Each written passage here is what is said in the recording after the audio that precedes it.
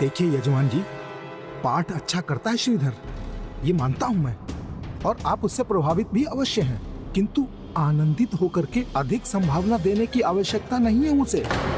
जो उचित है वही कह रहा हूं मैं, क्योंकि संभावना में स्वर्ण मुद्राएं ही स्वीकार करता है।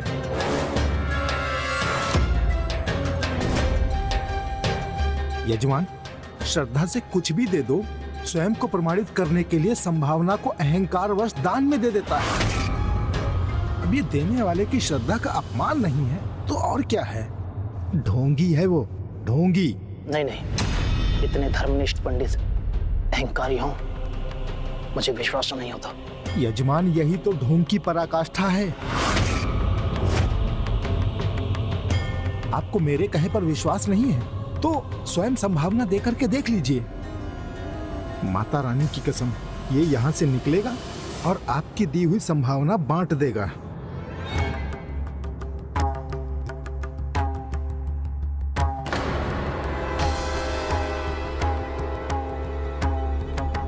इसे क्यों बुला लिया आपने यहाँ?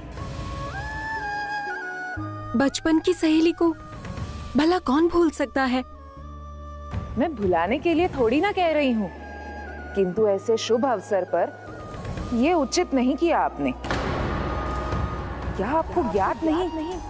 ये निस्संतान है। इसकी गोद अभी तक नहीं भरी।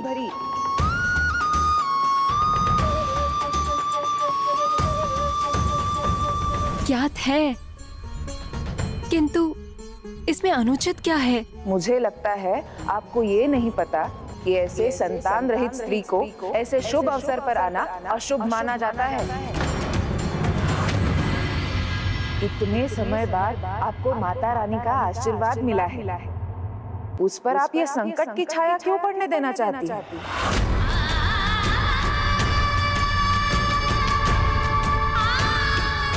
अपनी होने वाली संतान पर आप ये अशुभ साया पड़ने देना चाहती हैं, तो उसे निकट आने दीजिए।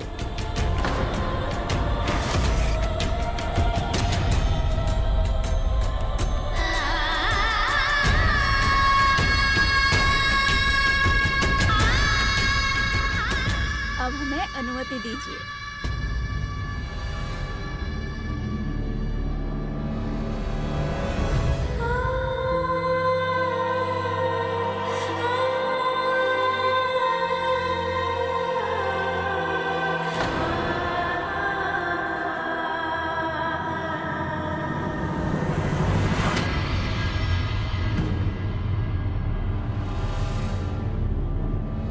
वहीं रुको, आगे मत बढ़ना।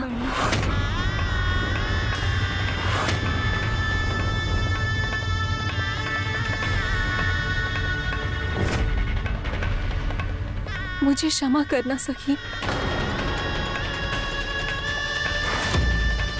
प्रश्न मेरी होने वाली संतान का है, इसीलिए मैं किसी भी प्रकार की विपदा की संभावना भी अपनी संतान के लिए नहीं चाहती। आज यहाँ मैं कोई अपशगुन नहीं चाहती।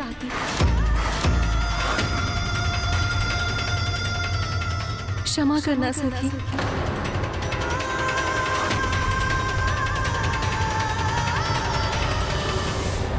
संभावना स्वीकार कीजिए।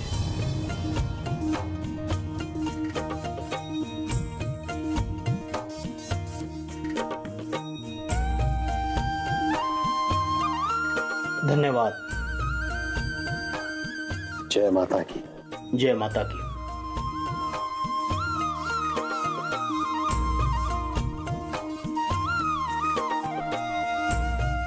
जय माता की। जय माता की। चलो श्रीधर।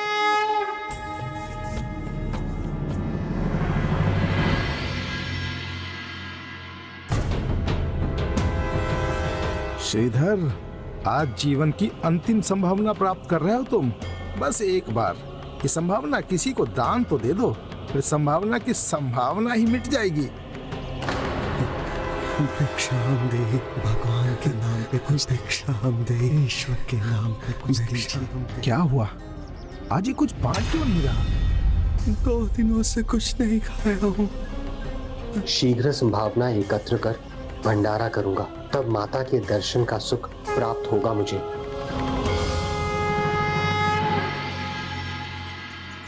इतने दरिद्र हैं यहाँ, इसने देखा तक नहीं।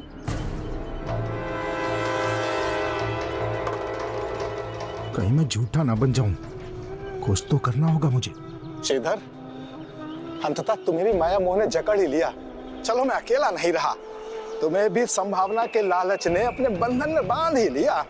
ऐसा नहीं है नयन सुख जी, किंतु भंडारे के संकल्प के लिए धन तो एकत्र करना ही होगा, तभी तो माता रानी के दर्शन पा सकूंगा। मेरे तो जीवन का एक ही ध्येय है, माता रानी के साक्षात दर्शन। ओहो हो, ऐसे तो मेरी चाल उल्टी पड़ जाएगी। आज इसने दान नहीं किया तो भूस्वामी मुझे झूठा मानकर सभी पूजा से मेरा बहिष्कार करवा देंगे।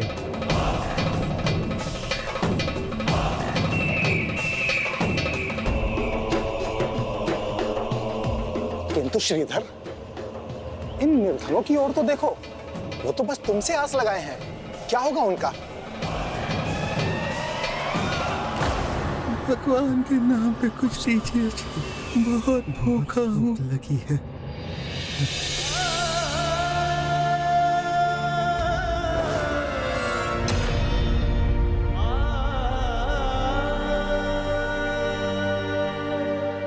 हे माता रानी, मुझे क्षमा कीजिए। मैं तो आपके भंडारे के लिए धन एकत्र कर रहा था, किंतु मुझसे बहुत बड़ी भूल होने जा रही थी। मेरी पूजा उनकी भूख से बढ़कर नहीं। मुझे स्मरण कराने के लिए धन्यवाद।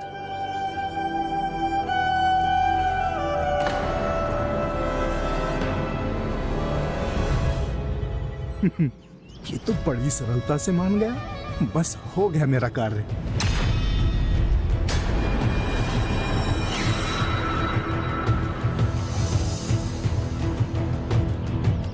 यजमान, श्रद्धा से कुछ भी दे दो तो स्वयं को प्रमाणित करने के लिए संभावना को अहंकार में दान कर देता है। अबे देने वाले की श्रद्धा का अपमान नहीं है तो और क्या है? ढोंगी है ये, ढोंगी। जय माता की। मेरे इस अपमान का परिणाम भुगतना होगा श्रीधर पंडित को। एक ओर श्रीधर नयन सुख के जाल में उलझ चुका था, वहीं दूसरी ओर नयन सुख की पत्नी सुलोचना को उलाहना दे रही थी। तब तो गणेश जी, सुलोचना का हृदय तो बहुत आहत हुआ होगा ना? नहीं पुष्पदंत जी, अपशकुन फैलाने आई है ये। थोड़ी भी लज्जा होती तो स्वयं ही नहीं आती यहाँ। अभी भी यहीं खड़ी है, लौटती ही नहीं। स्वयं की कोई संतान नहीं, इसलिए अपने सखी से ईर्ष्या कर रही है ये।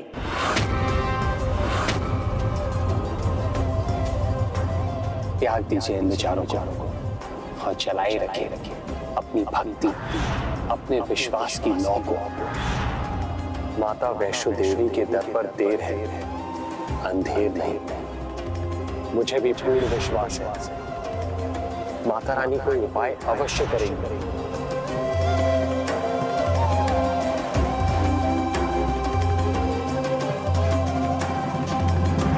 नहीं, ना कोई अपशकुन, ना ही कोई ईर्ष्या। इन सब से प्रभावित होकर नहीं आई हूँ। मैं तो सभी की भांति अपनी सखी को भविष्य की शुभकामनाएं देने आई हूँ। हम सभी को ये भ्रम है, हमने जो भी अर्जित किया है वो हमारे कारण है, किंतु सत्य तो ये है कि जो भी हमें मिलता है माता रानी की कृपा से ही मिलता है।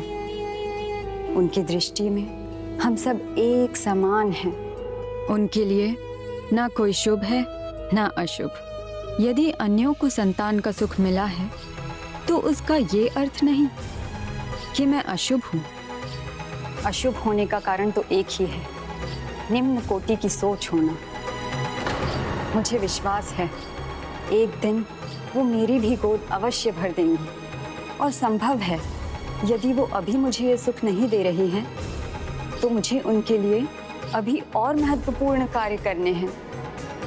सब जानकर भी मेरी बचपन की सखी मुझसे भेंट नहीं करना चाहती है तो कोई बात नहीं, मैं शांति से लौट जाऊंगी यहाँ से।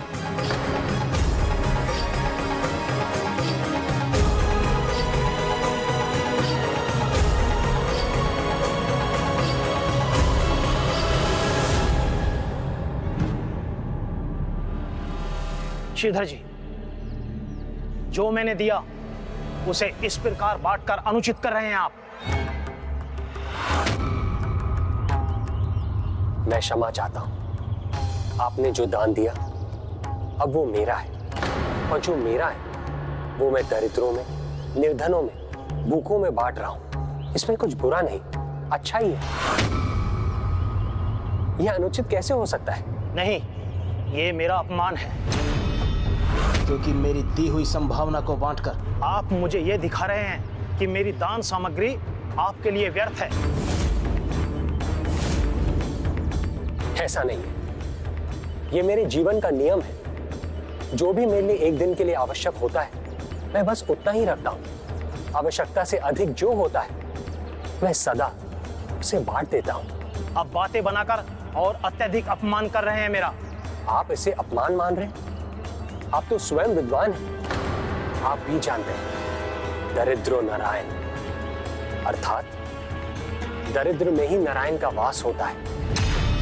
आपने जो दान दिया भगवान के जो सबसे निकट होता है मैंने उन्हें ही बांट दिया।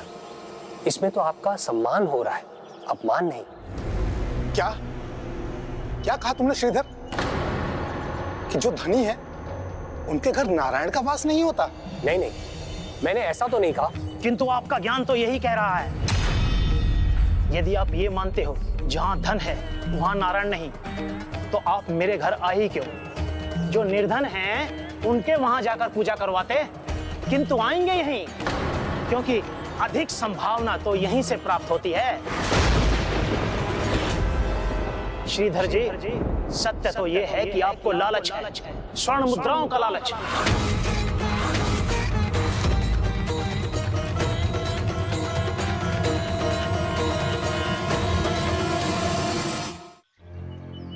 अधिक संभावना के लालच में मैं कहीं नहीं जाता। यजमान प्रसन्न होकर जो दे देते हैं मैं उसी में प्रसन्न रहता हूं। वो चाहे फिर एक चावल का दाना क्यों ना हो, वो भी मेरे लिए पर्याप्त है। अच्छा, तो चावल का एक दाना बहुत है? हाँ, मानो तो चावल का एक दाना भी बहुत है।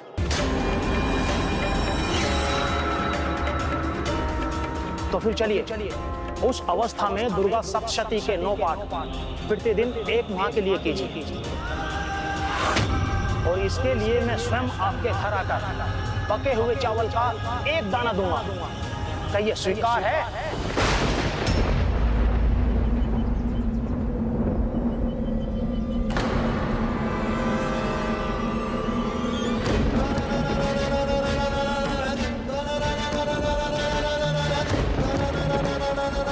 क्या हुआ?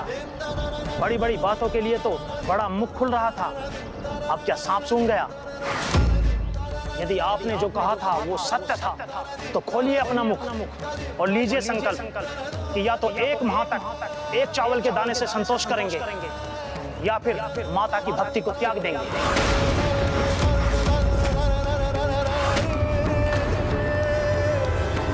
एक चावल के दाने से संतोष करेंगे या फिर माता की भक्ति को त्याग देंगे। माता, श्रीधर के साथ ये क्या हो रहा है? मेरे भक्त की भक्ति की परीक्षा में उसकी भक्ति का प्रमाण मांगा जा रहा है। एक संपूर्ण मास प्रतिदिन मात्र 1 दाना अन्न, उस पर भला कोई कैसे जी सकता है? श्रीधर ने अवश्य ये अस्वीकार कर दिया होगा, है ना गणेश जी? और सुलोचना, क्या उनका उपहार उनकी सखी ने स्वीकार किया?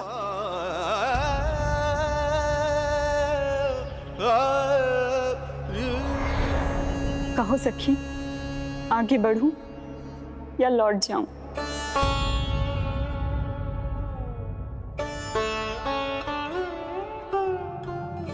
उत्तर दीजिए श्रीधर जी, मेरा प्रस्ताव स्वीकार है आपको?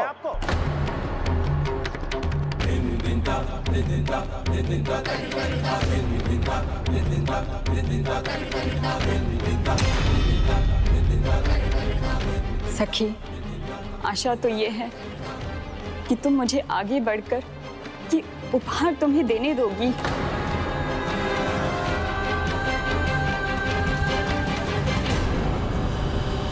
नहीं,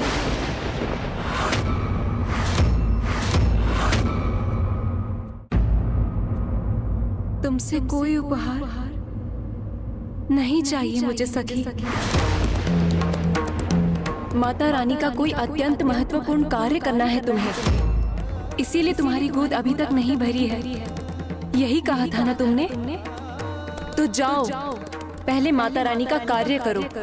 यहाँ अपना, मेरा और हम सभी का समय व्यर्थ मत करो।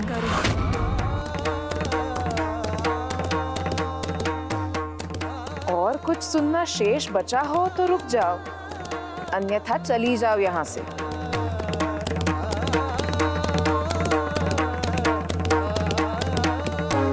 उचित है सखी, मैं जाती हूँ।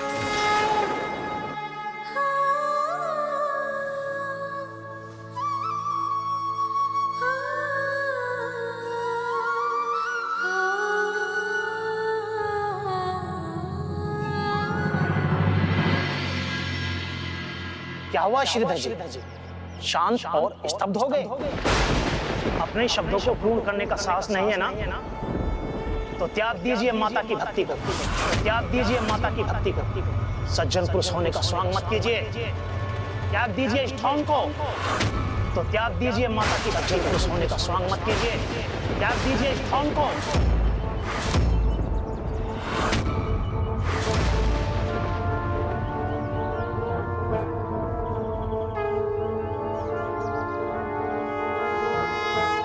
माता रानी पर मेरा विश्वास नहीं टिक सकता।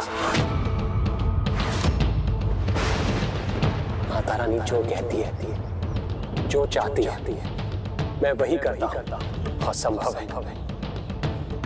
ये भी माता रानी की ही परीक्षा है। जब परीक्षा देने वाली भी वो है और उद्धार करने वाली भी वो है, तो मैं भी संकल्प लेने को प्रस्तुत हूं। संकल्प लेने को प्रस्तुत, संकल्प लेने को प्रस्तुत।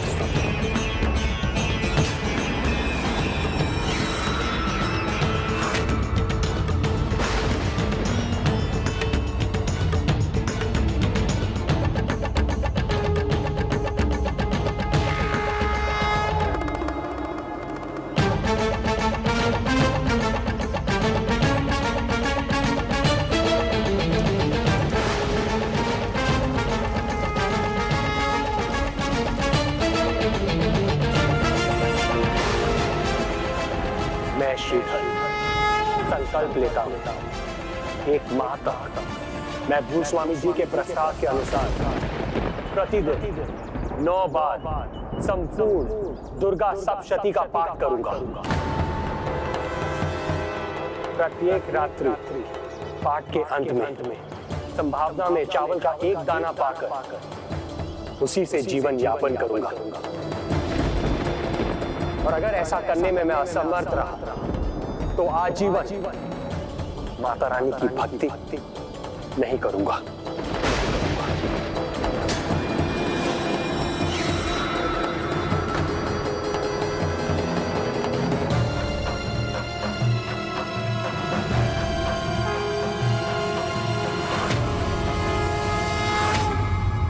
इतना कठोर संकल्प ले लिया स्वामी ने।